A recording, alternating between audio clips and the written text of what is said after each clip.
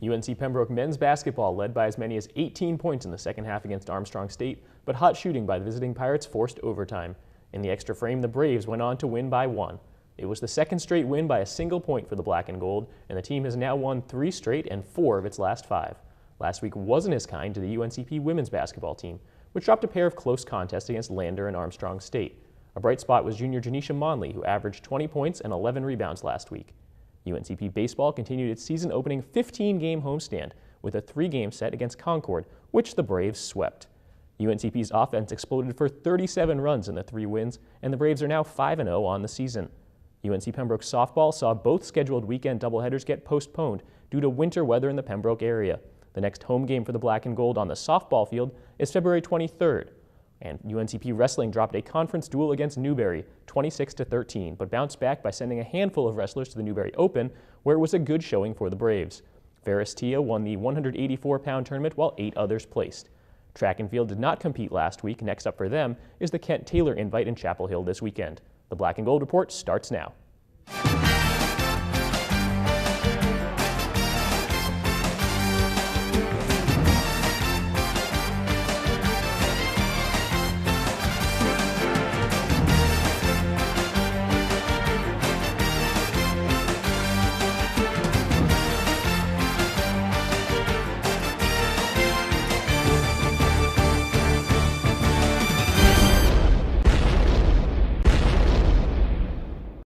Welcome to another episode of the Black and Gold Report presented by Pepsi, a show all about UNC Pembroke athletics. I'm Cameron Songer, and on this week's show, we're talking football with head coach Shane Richardson, who will get us up to speed on signing day and spring ball. We'll also check in with David Sinan on how his women's golf team is approaching the spring season. But first, it's my pleasure to be joined in the studio by UNCP football head coach Shane Richardson. Coach, thanks for joining us. Thanks for having me back, Cameron. Good to be with you this spring. It's been a little while. Has. Let's get right to it. Before we get down to breaking down the 2016 signing class, let's talk a little about the recruiting process from its early stages until the national letters of intent are signed. How does the recruiting process start for a particular student athlete, and what takes place in the process once he's identified as one you want to offer?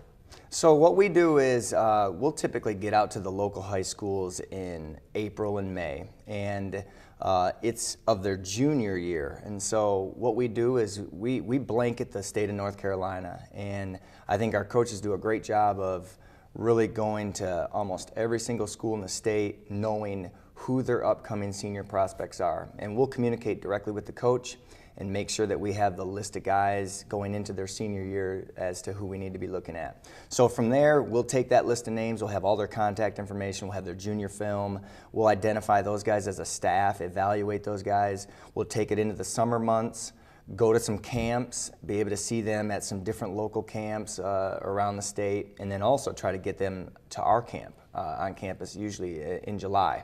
From there, what we'll do is obviously go into the season where we'll get out and try to watch them as much as possible on Friday nights, as well as get them on campus for our Saturday home games. And so there'll be some interaction there. And then once the season finishes, we'll go into December really hard charging to get on the road and to go see them starting December 1st. And that's when we can have in-person contact with them. We'll get into their schools, we'll get into their homes, spend a lot of time with the guys that we've really targeted to just get to know who they are and make sure that the process is matching up. And then when January gets here, that's when we'll go into official visit time where they'll come on campus with their families.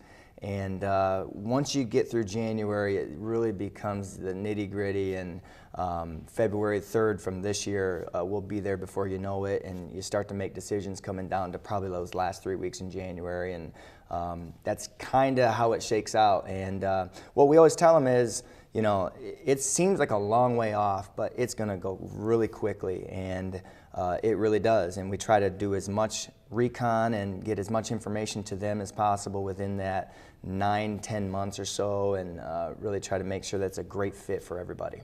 You talked a little bit about those January recruiting visits. As many as 30 to 40 prep standouts and their parents come onto campus for the official visit. Mm-hmm. What goes into planning a weekend like that, and what does it consist of?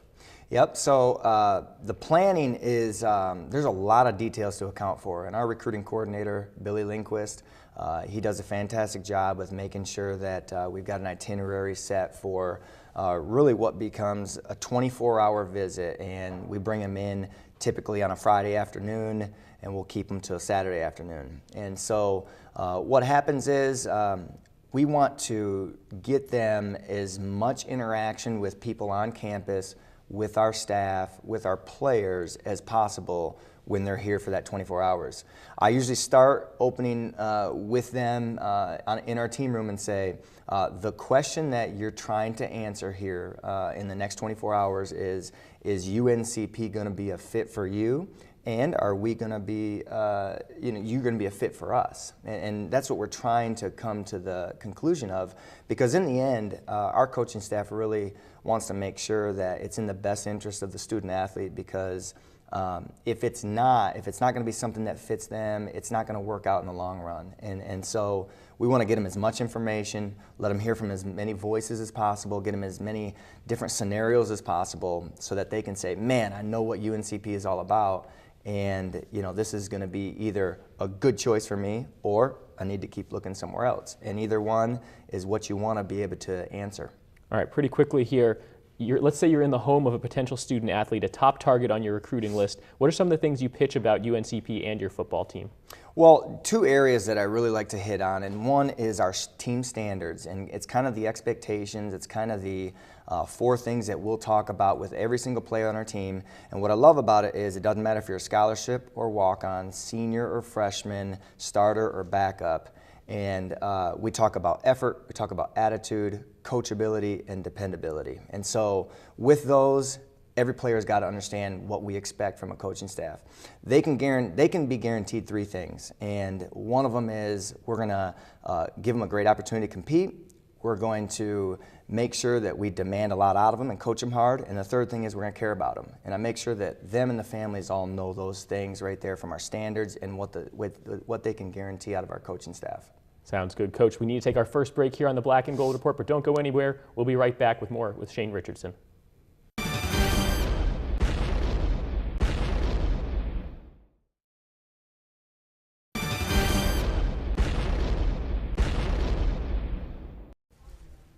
Welcome back to the Black and Gold Report. I'm Cameron Songer, joined once again by UNCP football head coach Shane Richardson. Let's get into breaking down this year's signing class, the recruiting class. The Braves signed 25 high school seniors to national letters of intent back on February 3rd. It's the largest class for UNCP since 2009. It consists of 7 offensive linemen, 5 linebackers, 4 cornerbacks, 4 defensive linemen, 2 quarterbacks, a safety, and a tight end. You've had a couple weeks to think about it now. What sticks out the most to you about this group?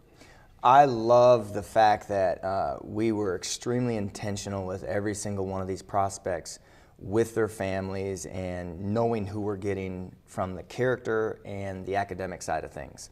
I really was able to sit in almost every single one of these guys' homes and sit down with one, if not both parents, and almost to a T, all 25 guys, I came out of all those homes to say, wow, I feel really good about the foundation that's in place here and what we're getting as a person. And then we went down our test scores and transcripts, and we've got a lot of really good students here. And I think that correlates. And you get a guy who understands the seriousness of his academic success and progress, and understanding, that he's here to get a degree. That'll usually translate onto the field and who he is as a person and the seriousness of his responsibilities. And I couldn't say more than, I am very pleased with the character and the academic side of this class.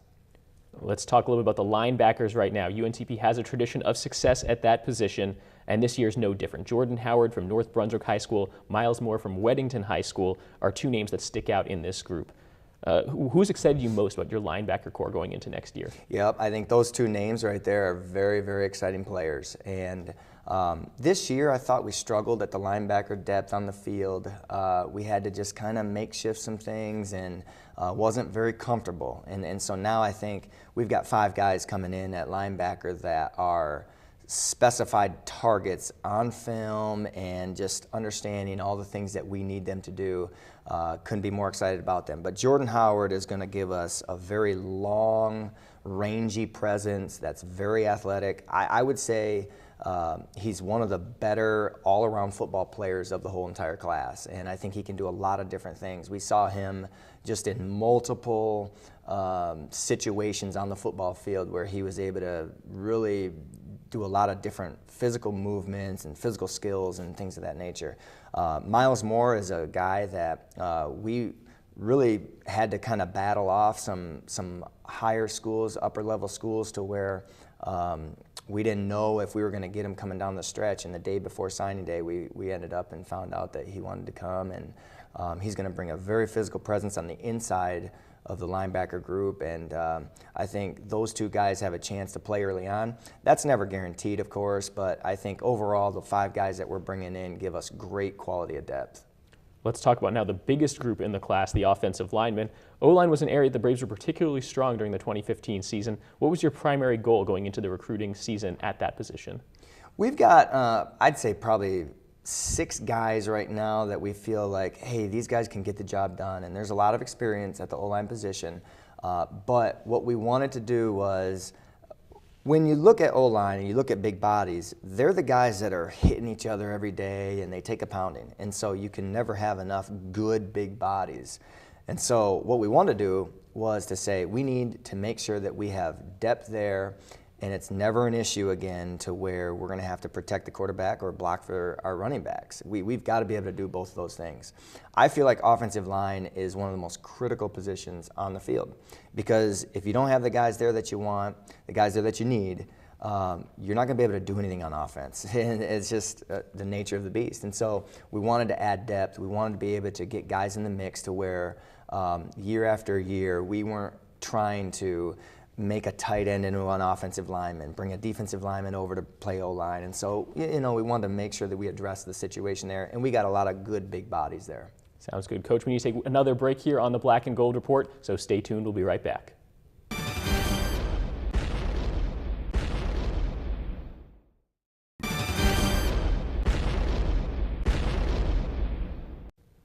Welcome back to the Black and Gold Report. We're here with UNCP football head coach Shane Richardson talking about the 2016 signing class. Coach, let's talk about the defensive backs and the safeties. You're excited about this group. You were able to land a plethora of guys that you identified as targets early on.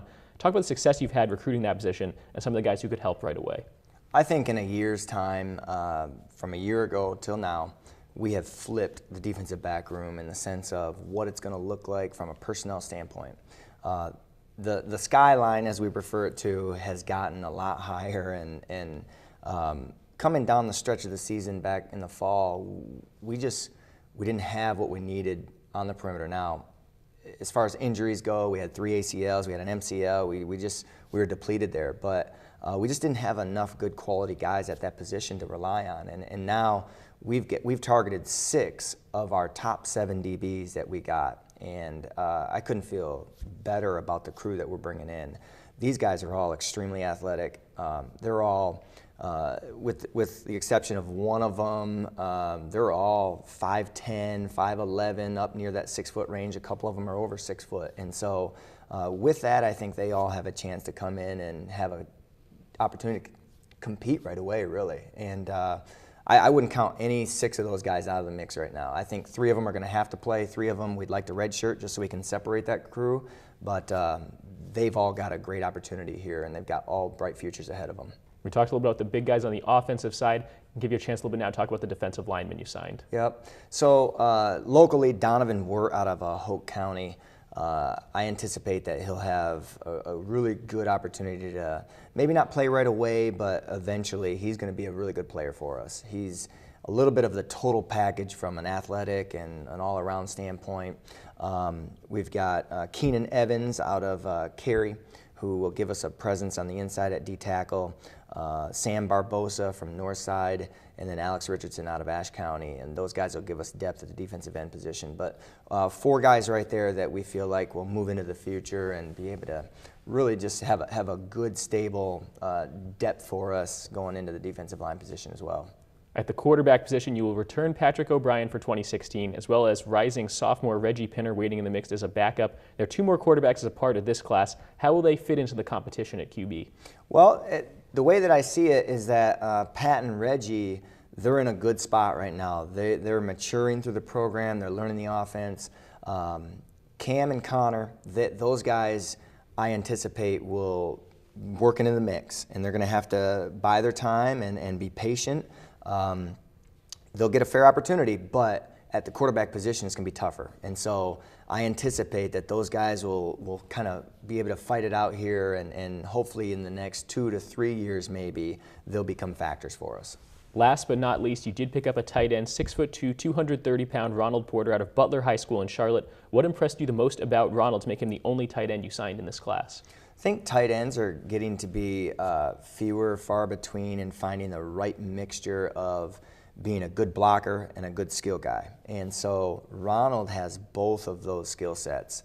He can be an all-around tight end for us, and I think he's big and physical to where in the run game he can help us, and then he can also help us in the pass game and be a threat down the field and be able to catch the ball. And so being an all-around good tight end, I think, really speaks volumes for him. And he's committed to UNCP, and he loved it the first day that he stepped on campus, and so he'll be a great addition for us.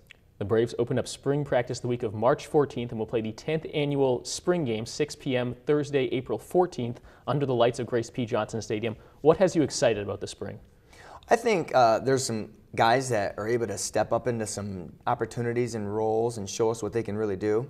Also, and this is something we've talked about as a team, but this is going into my 3rd season as head coach, and so our foundation, our program, our philosophy, those things have been a consistent factor for the last 2 years. And the guys that are going into the spring, they've heard those things over and over. They've been able to kind of grab onto what we're doing and what we're saying, and now I expect and anticipate that they'll initiate it now. And that's what I'm looking for. That's what I'm most excited to see, is that our players will finally get an opportunity to really not wonder or question or try to figure out, but yet know what the expectations are, know what we stand for, know what we're trying to do, know what we are trying to get done on the field, and be able to really put it into play and embrace it and initiate it a lot more. And so I think we've got some leadership and some guys in those areas that are able to do that, and I'm looking forward to seeing them embrace and initiate it a lot more this year.